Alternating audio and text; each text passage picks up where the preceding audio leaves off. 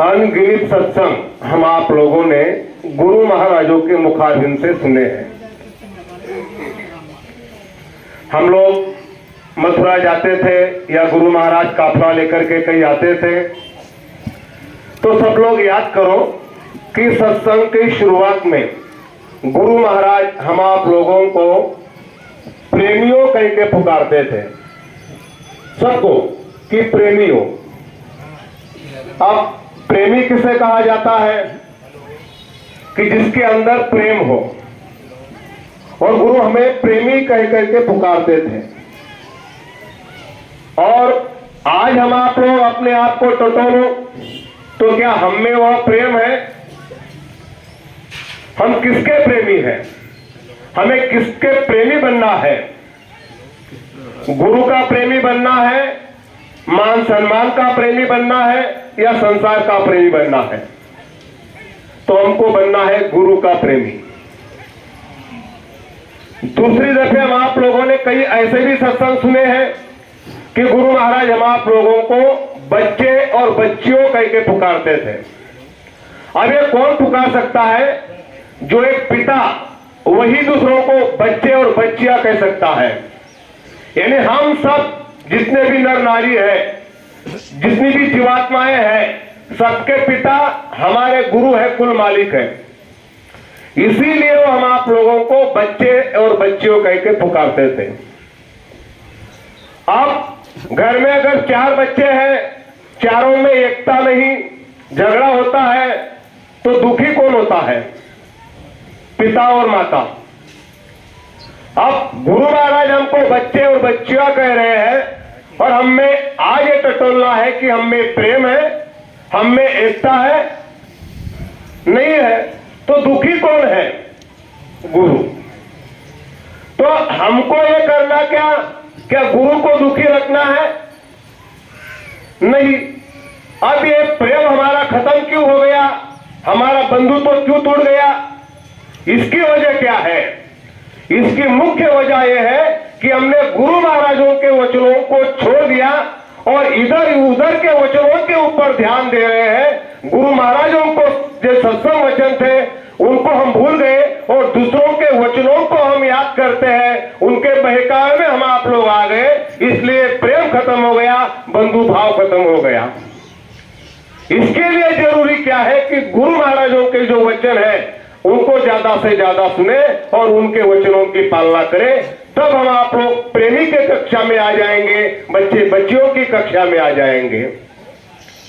ये कोई साधारण बातें नहीं है प्रेमी भाई बहनों। आज ये जो कार्यक्रम हो रहा है रक्षाबंधन, ये किसका प्रतीक है? बंधुत्व का, भाई बहन के बंधुत्व का, संगत के बंधुत्व का। ये मंगरूर संगत का बहुत बड़ा सौभाग्य है कि ऐसा कार्यक्रम इन लोगों को मिला है और बड़े उत्साह के साथ करते हैं। लेकिन इसकी भी एक वजह है, हर कोई जो कार्यक्रम होता है उसे हम दूसरी भाषा में अध्यात्म में यज्ञ कहते हैं, और यज्ञ सफल कब होता है इसका भी गूढ़ रहस्य है। अजंती सिंह में 9 दिवसीय साधना शिविर होता है, तो साधना शिविर का रहस्य क्या है कि साधना में प्रेमियों को सफलता मिले। तो इसके पहले वहां की जो संगत है उनको चाहिए कि साधना में बैठे और खुद के लिए प्रार्थना करे, औरों के लिए भी प्रार्थना करे कि सबकी साधना में लाभ हो। कार्यक्रम तो होता है, तब कार्यक्रम की सफलता मिलती है। खर्दा में गुरु पूर्णिमा का कार्यक्रम होता है। गुरु पूर्णिमा का कार्यक्रम का महत्व क्या है? उस दिन गुरु की पूजा करते हैं, और हम आप लोगों ने सुना कि आज गुरु महाराज तो आंखों से नहीं दिख रहे हैं, तो संगत गुरु का रूप है। तो वहां की सब संगत को ये चाहिए कि किसी से झगड़ा हो गया हो, कुछ हो गया हो, लेकिन उस दिन उनके गांव में कोई दुश्मन भी आ जाए तो उसे गुरु रूप समझ के देखे, तब कार्यक्रम सफल होता है। गुरुवाड़ा और कमतवाड़ी में नूतन वर्ष के कार्यक्रम होते हैं, और नूतन वर्ष के दिन आप लोग क्या करते हैं कि पिछले साल में जो भी हमने गलतियां की, जो भी हमसे भूल चूक हुई, उन्हें माफ करो और आने वाला साल हमारे लिए अच्छा है, ये हम आप लोगों को विनती करते हैं। उसके पहले उन संगतों के लोगों को यह चाहिए कि पिछले जीवन में, पिछले साल में संगत में किसी से कुछ बैर हुआ हो, कुछ हुआ हो, तो उसकी गांठ नहीं मारनी है, गांठ को छोड़ के फेंकना है, सबको माफ करना है और आने वाले समय में भी सब लोग प्रेम से रहे, खुशियों से भरे, ये विनती जब करेंगे तब कार्यक्रम सफल होता है। और ये रक्षाबंधन ये बंधुत्व का प्रतीक है। अगर यहाँ ये कार्यक्रम हो रहा है तो यहाँ की संगत को पहले ये चाहिए कि हम में बंधुत्व का प्रेम हो और जो आए उनके लिए भी ये विनती करे कि जो भी प्रेमी भाई बहन आएंगे हमारी संगत एक बने, एकता से रहे, तब ये कार्यक्रम सफल होता है। ये यज्ञ होता है। गुरु महाराजों ने आप लोगों को यही समझाया है। ये गड़बड़ियां क्यों हो रही है, इसकी कई वजह है। इसमें गुरु महाराजों को छोड़ करके पूरी जो जय गुरुदेव संगत है भारतवर्ष की, उसमें कुछ लोगों ने अपने आप को नेता समझा और संगत में एक ही नेता रहता है, वो है गुरु। क्यों? क्योंकि गुरु में एक काबिलियत होती है, इतनी समृद्धता होती है। ये तालाब है अभी यहाँ पे, इस तालाब में अगर कोई बकरी के कान को पकड़ के लाए पानी पीने के लिए और कोई शेर को लाए पानी पीने के लिए, तो क्या बकरी और शेर सामने आएंगे तो वहां रहेंगे? नहीं, ये काम गुरु करता है। बकरी को भी और शेर को भी एक ही घाट पे पानी पिलाने का काम केवल गुरु कर सकते हैं। मतलब ये बकरी और शेर किसके प्रतीक है? संगत में अनेकों विचार के लोग रहते हैं, किसी के विचार अलग रहते हैं, किसी के अलग रहते हैं, और सबके विचारों को संभाल करके एक जगह बांधने का काम गुरु करते हैं। और हमने गुरु के वचनों को छोड़ दिया और इधर उधर हम लोग को भटक गए। इसके लिए आज हम आप लोगों की दुर्दशा बनी हुई है। यह रक्षाबंधन का कार्यक्रम साधारण कार्यक्रम नहीं है। गुरु महाराजों ने इसका महत्व समझाया है। अंतर का ये रहस्य अलग, बाहर भी गुरु महाराजों ने इसे बहुत समझाया। दादा गुरु आप पहचानते होंगे, दादा गुरु को 3 लड़के थे और 1 लड़की थी। तो दादा गुरु की लड़की सगे जो 3 भाई थे उनको नहीं राखी बांधती थी, पहले गुरु महाराजों के हाथ के ऊपर राखी बांधती थी और इतना रोती थी बांधते हुए, और गुरु महाराज भी स्वयं रोते थे।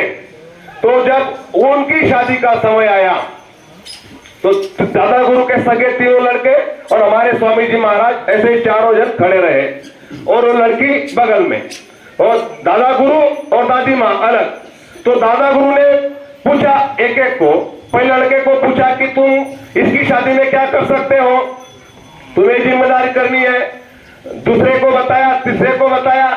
फिर दादी गुरु बोली कि इनको कुछ नहीं बताते।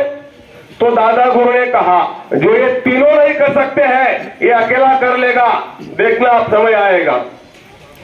तो जब शादी हुई तो बहुत बड़ी जिम्मेदारी गुरु महाराजों के ऊपर उस समय सौंपी गई थी, गहनों की, सोने चांदी के गहनों की।